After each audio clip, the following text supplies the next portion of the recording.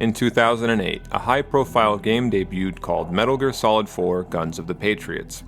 While a critical and commercial success, a consensus has emerged over the years since that this game was ultimately a disappointing mistake. Fans have sometimes asked, where's the good old MGS? Why is MGS4 such a retread? And why couldn't it be more like MGS3? This is a video arguing that what's happened is, fans have focused only on the MGS content in Guns of the Patriots single-mindedly, as though there wasn't also an entire rest of a game there as well. I submit that when taken in its proper context, many of the elements people have taken to be bugs in how MGS4 is put together are in fact features.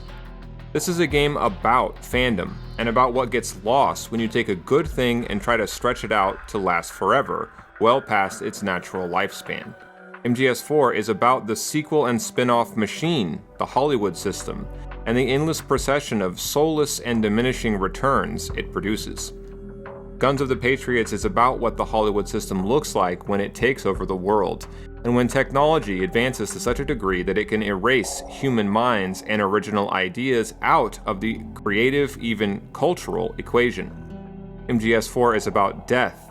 Even the most simple-minded of its critics can grasp that.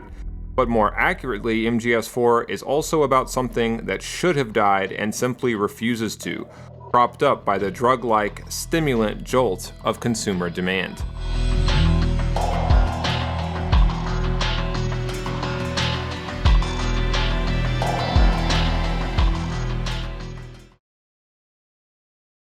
We open MGS4 already with the central themes in full view.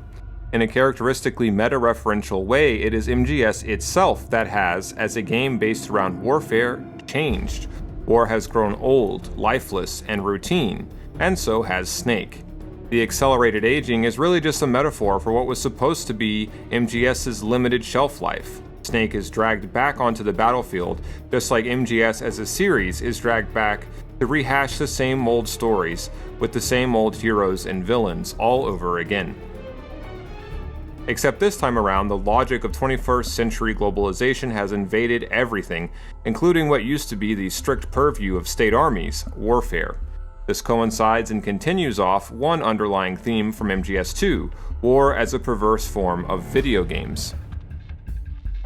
MGS4 makes an explicit link between the never-ending spirals of its so-called war economy and the commercialization of war, with video games leading the tip of the proverbial spear, alongside energy drinks, daytime television, and other minutiae of the mundane, never-ending, everyday world.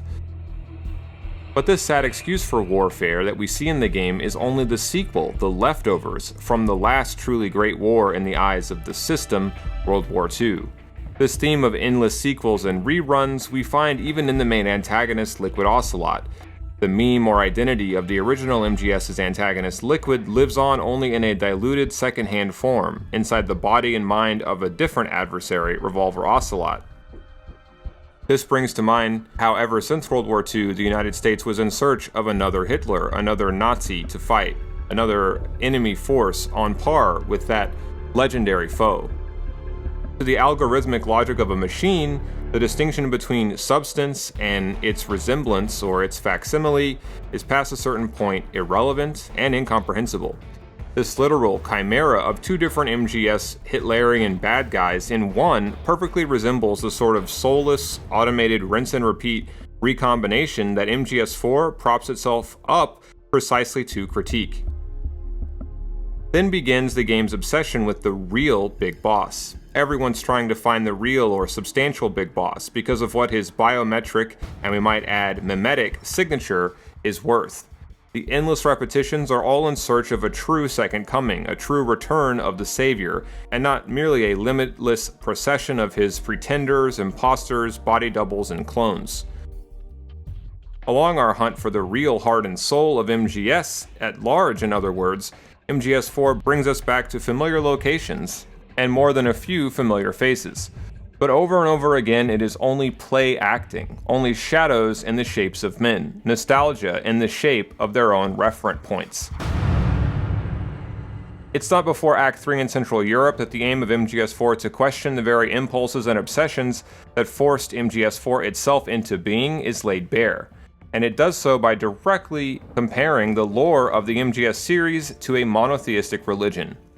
All the familiar tropes are there, from an immaculate birth to a martyred messiah, even to a great schism within the church. These all refer to events within the series timeline, but the point is to convey the tragicomic irony that MGS has surpassed merely a series and become, for many who play it, an almost religious crusade for truth and life everlasting. The chapter where we return to Shadow Moses expands on this and subverts it by rubbing it in that you can never truly go back to the same place and as the same person as you were in your cherished memories.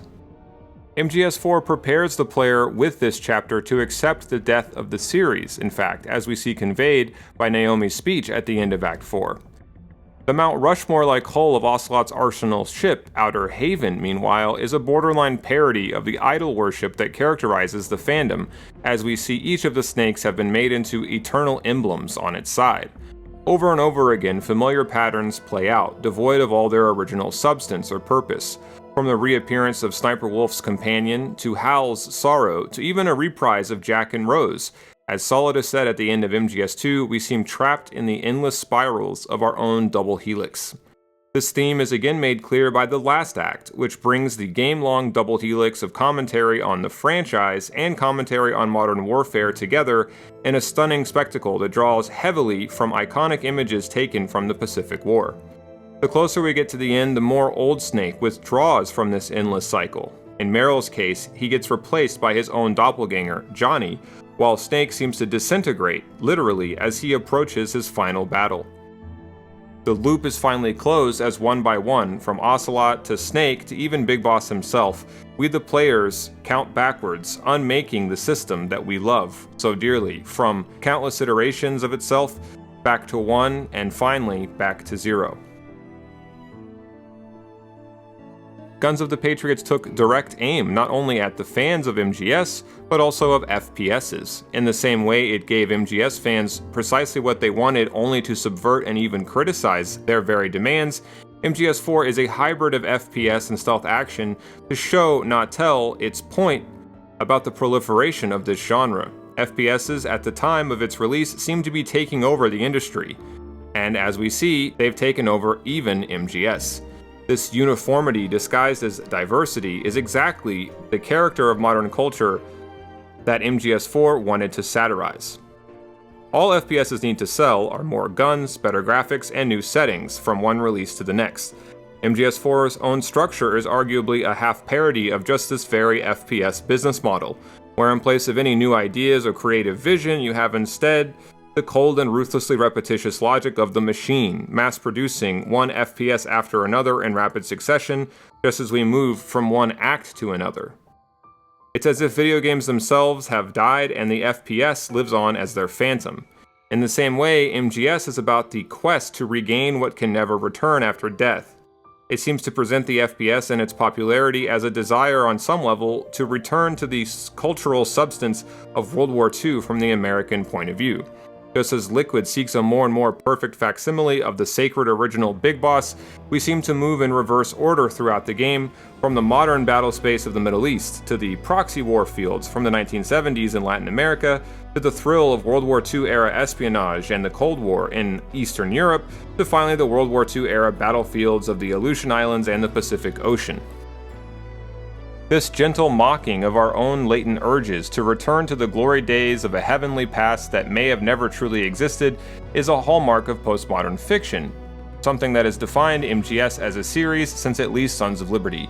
The recursive or self-referential meta-quality to MGS4, which, after all, depicts characters grappling with their own statuses as characters who've long outlived their shelf lives, is deeply postmodern. The recursion verges at time on the ridiculous as new boss characters show up with names that are simply recombined from earlier ones, and old locations are revisited bereft of any of their original substance. We are entering a total artificial zone in MGS4, a fictional Never Never land that fittingly draws from such Disney films as Beauty and the Beast, as it weaves its tale of neural AIs and copies of men fighting their own phantoms. Maybe the ultimate example of how MGS4 deals with the presence of absence, if you will, of the substanceless modern digital reality is how the foxdie virus in Snake's body loses its original genetically targeted code. The original substance, the initial genetic target, becomes lost information, and in its wake, anyone can fit the parameters. Anyone can replace Snake as its target, because apart from how the foxdie virus has mutated, the Snake that we knew from MGS1 in a very literal sense no longer exists. This is the tragic revelation nearly every one of our old friends, from Meryl to Naomi, must face by the end. How we see this dynamic play out is a crucial yet all too often overlooked aspect to MGS4 and its entire purpose. MGS4 is by no means perfect. One could argue it's a downer game that harshly contrasts against the other MGSs, but it's at the very least a misunderstood game that both tried to give the fans what we wanted while, in signature MGS fashion, subverting that very want at the same time. Until next time, boss.